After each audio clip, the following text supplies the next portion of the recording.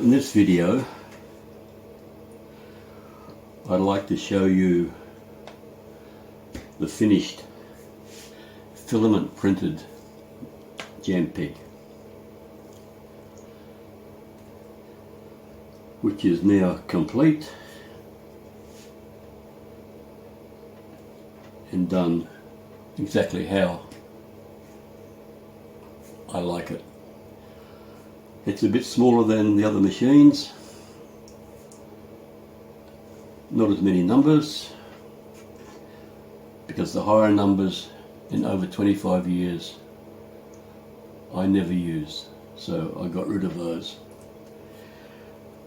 Has a cheater which works fine. The height is good, reasonably sturdy, but if you're heavy-handed you can force it. But normal use, no problem at all. So the only improvement I could make now is the foot, which is plastic. It has a 18mm stainless steel tube, just pushed into just a reasonably tight fit into the plastic foot. If it was a metal foot, then it could be machined, so we have 100% vertical mast, which at the moment it's not. It's probably a couple of millimetre out, but still works fine, because if you set it up correctly by using the engineer square,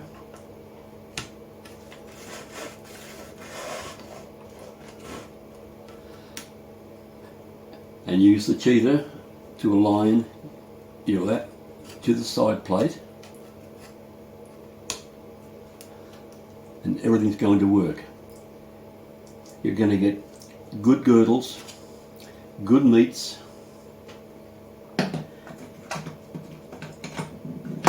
and also you can set up your table adapter at this time. So the main indexes used are a 64 and a 48. So we have a 6-sided indexer in the 48 and the 8-sided indexer on the 64. So this means when you use the 64,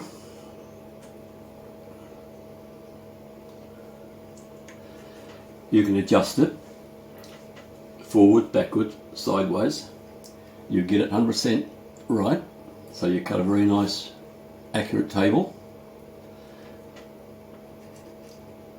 It becomes very easy to use, easy on, easy off. Now the 48 index, because it's got 6 sides, it works okay on the 64, but you have to reverse where it sits on the plate. You need the flat of the index to sit on the back there, and the point on this side, which makes it a bit difficult. It's not very comfortable. So by using another adapter,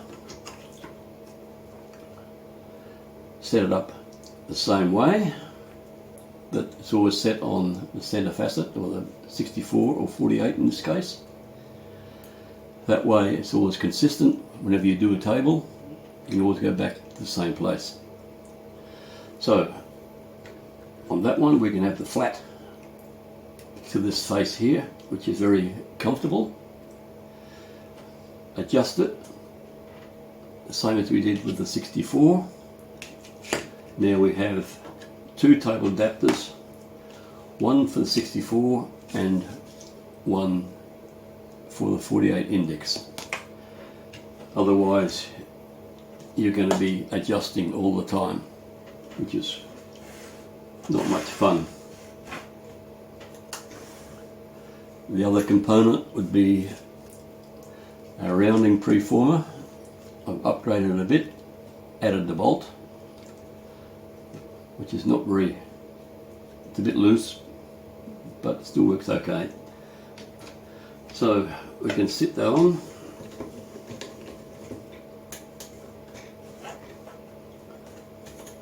Sit on the arm, then use just a straight dot stick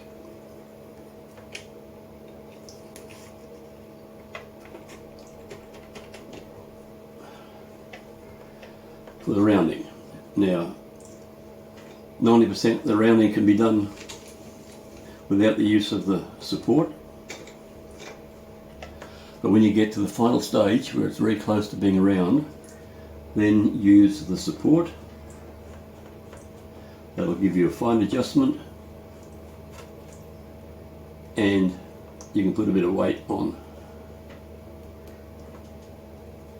so you've got no movement at all, so you'll get it very, very close to being perfectly round. It won't be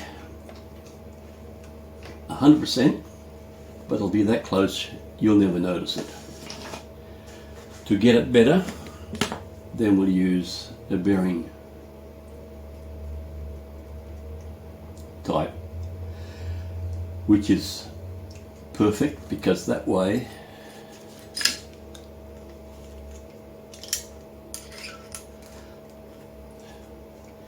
it's as round as your dot stick. If your dot stick is round, your stone will be round.